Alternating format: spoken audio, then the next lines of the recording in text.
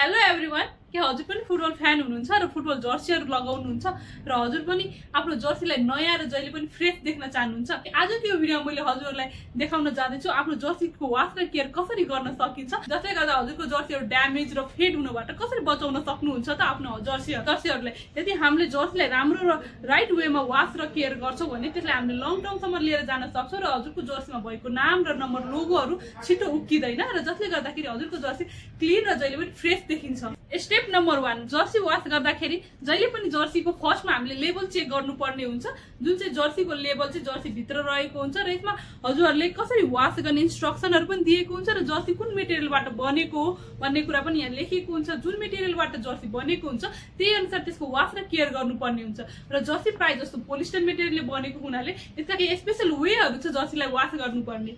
Step number 2 मा हजुरहरुले आफ्नो जर्सीलाई वास गर्नु अगाडि यसलाई उल्टो पट्टिबाट पल्टाउनु पर्ने हुन्छ। यसलाई जहिले पनि हामीले जर्सी वास गर्दाखेरि उल्टोबाट वास गर्नुपर्ने हुन्छ, जसले गर्दा जर्सी भित्र रहेको अगाडिको नेम नम्बर लोगोहरु छ त्यसलाई कुनै पनि स्क्रैच हुनबाट वा कुनै पनि ड्यामेज हुनबाट बचाउँछ। त्यसैले जर्सीलाई जहिले पनि उल्टो पारेर वास गर्नु होला। वास गर्नको लागि हामीले नर्मली दुईवटा वेहरु युज गरिरहेको हुन्छ। एउटा चाहिँ नर्मल ह्यान्ड वास भयो, अर्को चाहिँ मेसिन वास। फर्स्टमा ह्यान्ड वासको कुरा गरौँ। ह्यान्ड वास गर्दै हुनुहुन्छ भने हजुरले उल्टो पारिसकेपछि नर्मली यसलाई सर्फ साबुन पानीमा भिजाएर नर्मली वास गर्न सक्नुहुन्छ।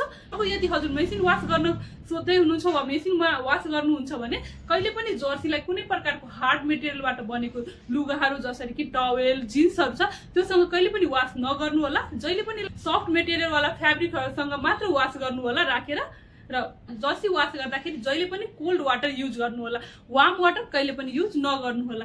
यसले गर्दा के हुन्छ भन्दाखेरि वार्म वाटरले हाम्रो जर्सीमा भएको जति पनि लोगोहरु छ प्याचेसहरु छ वार्म भएर यो निस्किने चान्स धेरै हुन्छ। त्यही भएर हामीले जहिले पनि कोल्ड वाटर युज गर्नुपर्ने हुन्छ जर्सीलाई वास गर्नको लागि। र जर्सी वास गर्दाखेरि कहिले पनि हजुरले ब्लिच वा सफ्टनरहरु युज गर्नु हुँदैन। यसको लागि हजुरले नर्मल खालको डिटर्जेन्टले वास गर्न सक्नुहुन्छ।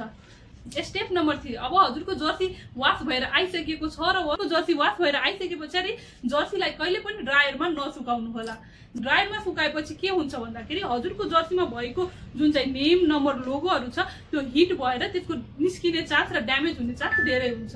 र हजुर पनि सोध्नुहुन्छ यसलाई ड्रायरमा नसुकाइकन कसरी सुकाउने त? यसलाई सुकाउनको लागि हजुरले नर्मली आफ्नो जर्सीलाई कुनै स्याडो भएको ठाउँमा जहाँ एयर मात्र फ्लो भइरहेको छ त्यस्तो ठाउँमा गएर हजुरले एयर ड्राई गर्न सक्नुहुन्छ।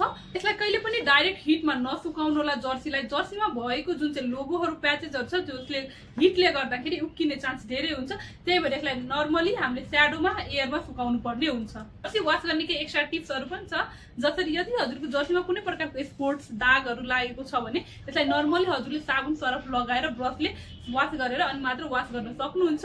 र यसलाई आइरन गर्नु पर्दा जर्सीमा आइरन गर्ने कि नगर्ने धेरै जनाको प्रश्न हुन्छ, जर्सीमा आइरन गर्ने कि नगर्ने। जर्सीलाई हामीले आइरन गर्नु हुँदैन, किनभने जर्सीमा भएको नेम नम्बर लोगोहरुले हिटले गर्दाखेरि उक्किन सक्छ वा ड्यामेज हुन सक्छ।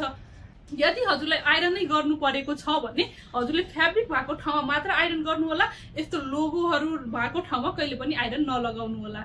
यसरी नै हजुरले आफ्नो जर्सीलाई राम्ररी वास र केयर गर्न सक्नुभयो भने हजुरको जर्सी लामो समयसम्म टिक्छ र राम्रो क्लिन र सफा देखिन्छ र जर्सी हजुरले लामो समयसम्म आफ्नो जर्सीलाई प्रिजर्भ गरेर राख्न सक्नुहुन्छ। हजुरलाई हाम्रो यो जर्सी वास एन्ड केयरको भिडियो कस्तो लाग्यो र हजुरको लागि यो इफेक्टिभ छ कि छैन कस्तो लाग्यो कमेन्ट गर्नु होला। भिडियो मन परेमा लाइक र सब्स्क्राइब गर्न नबिर्सिनु होला। फेरि भेटौँला यस्तै भिडियोको साथ। धन्यवाद।